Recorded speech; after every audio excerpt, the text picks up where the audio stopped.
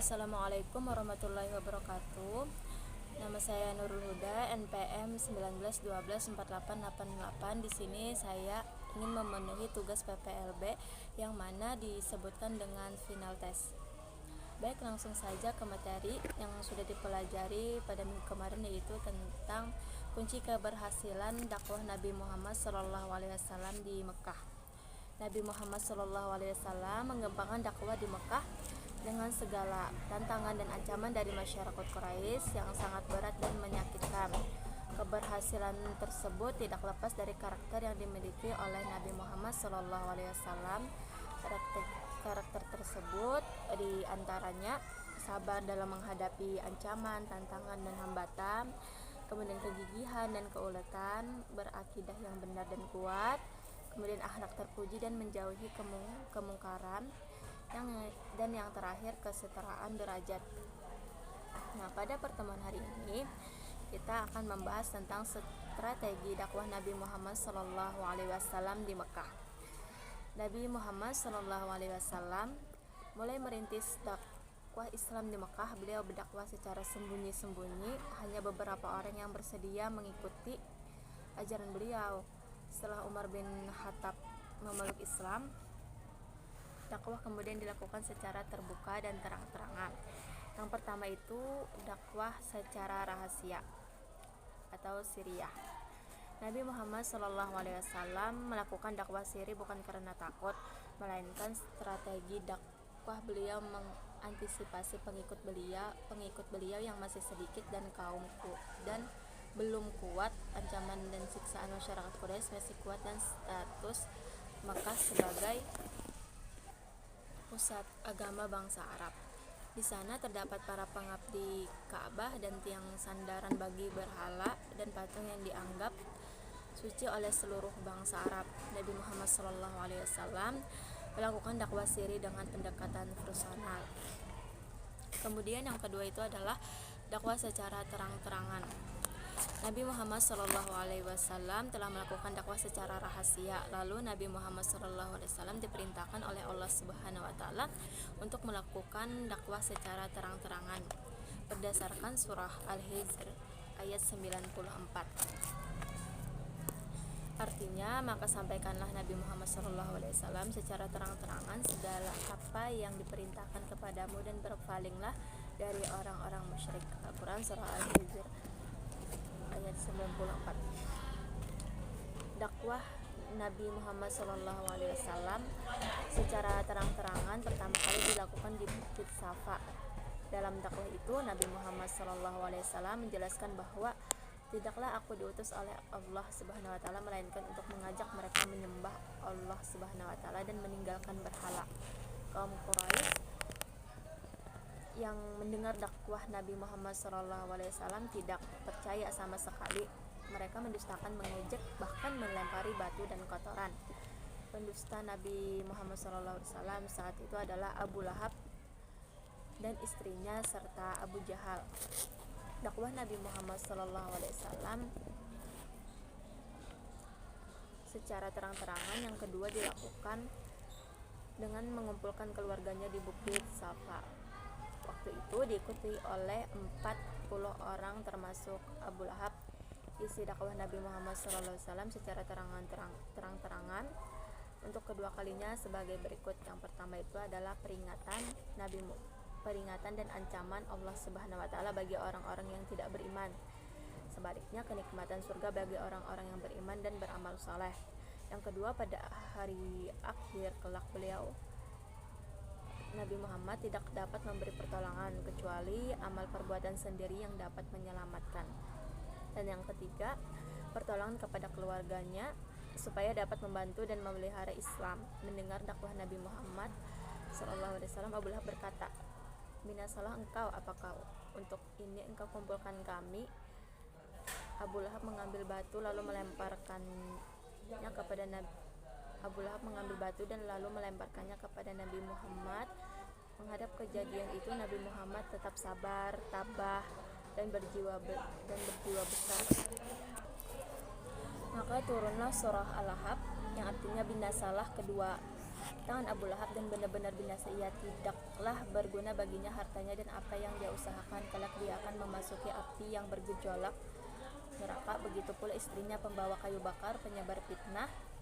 Di lehernya ada tali dari sabut yang dipital. Al-Quran Surah Al-Lahab 1-5. Nabi Muhammad SAW menerima wahyu dari Allah secara berangsur-angsur selama 13 tahun di Mekah.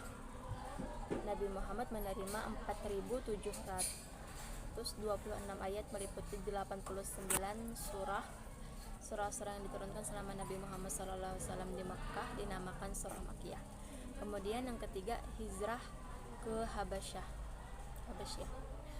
Kaum Quraisy tidak berhenti mengganggu dan menyiksa pengikut Nabi Muhammad SAW hingga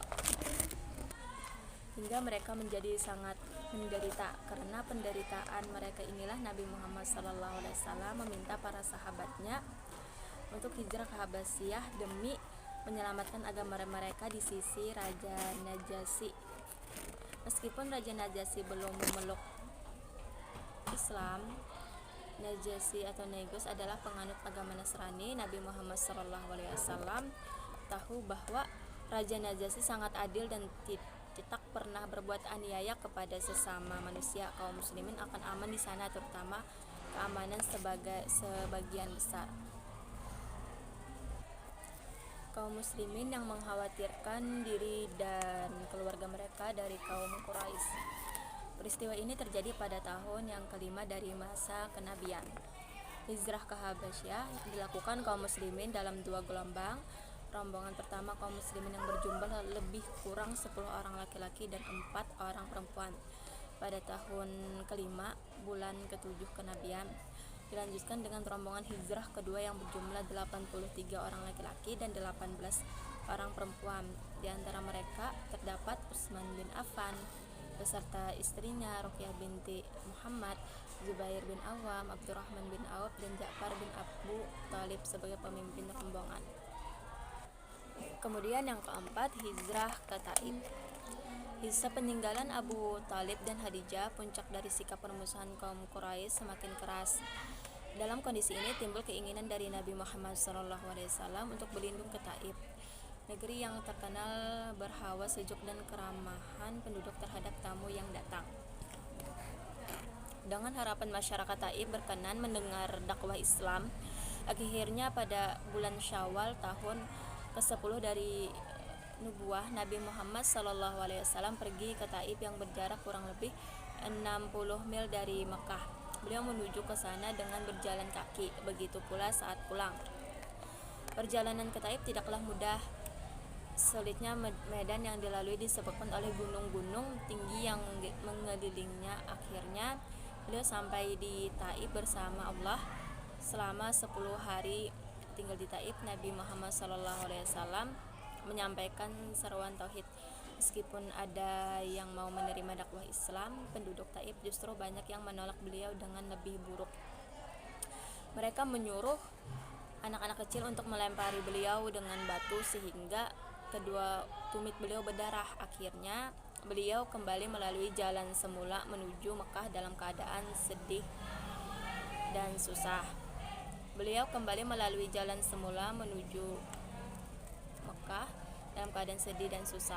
Lalu Jibril bersama malaikat penjaga gunung menghampirinya. Jibril memanggil beliau dan berkata, sesungguhnya Allah Subhanahu wa Ta'ala telah mengutus kepadamu malaikat penjaga gunung untuk kamu suruh sesuai keinginanmu.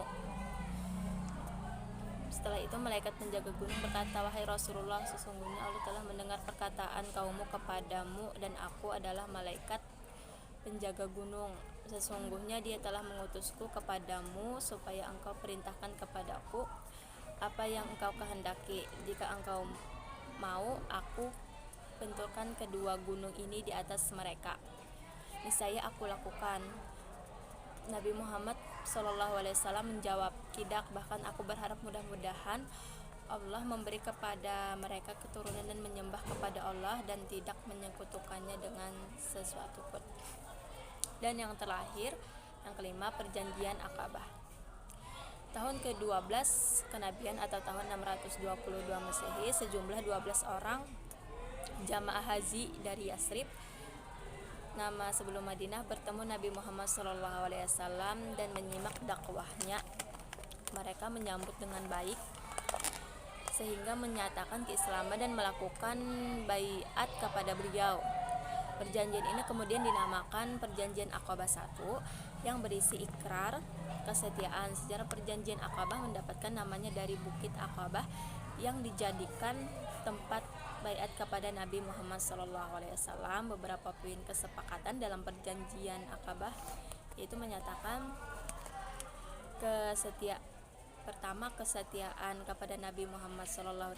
Kedua, rela mengorbankan harta dan jiwa. Dan yang ketiga, kesediaan untuk menyebarkan agama Islam yang dianut. Yang keempat, tidak akan menyekutukan Allah Subhanahu wa Ta'ala. Yang kelima, tidak akan membunuh. Yang keenam, tidak akan melakukan perbuatan curang dan dusta.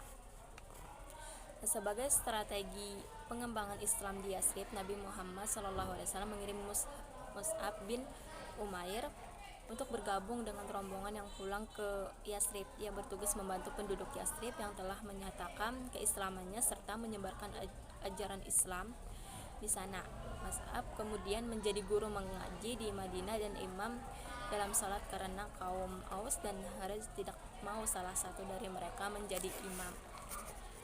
Setahun berikutnya, tepatnya tahun 622 Masehi, Nabi Muhammad SAW melakukan baiat terhadap 72 orang pria dan 2 orang wanita dari Yathrib waktu tengah malam. Kedua wanita tersebut bernama Nusaibah binti Ka'ab dan Asma binti Amir bin Adi.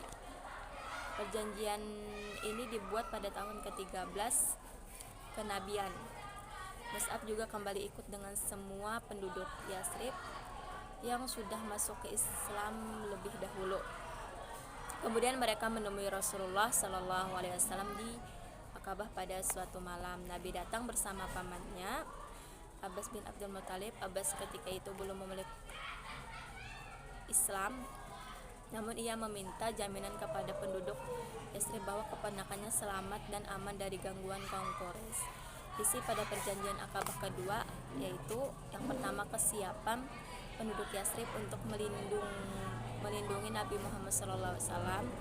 Yang kedua, keikutsertaan penduduk Yathrib untuk berjuang dengan harta dan jiwa. Yang ketiga, penduduk Yathrib akan ikut memajukan Islam dan menyiarkan kepada sanak saudara mereka.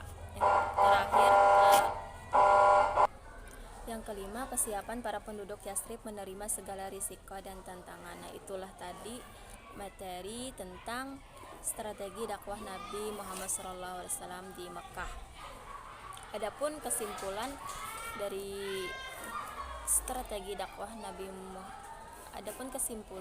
pembelajaran hari ini, strategi dakwah Nabi Muhammad SAW di Mekah. Yang pertama, dakwah secara rahasia. Yang kedua, dakwah secara terang-terangan. Yang ketiga, hijrah ke Habasyah. Yang keempat, hijrah ke Taif. Yang kelima, perjanjian Aqabah.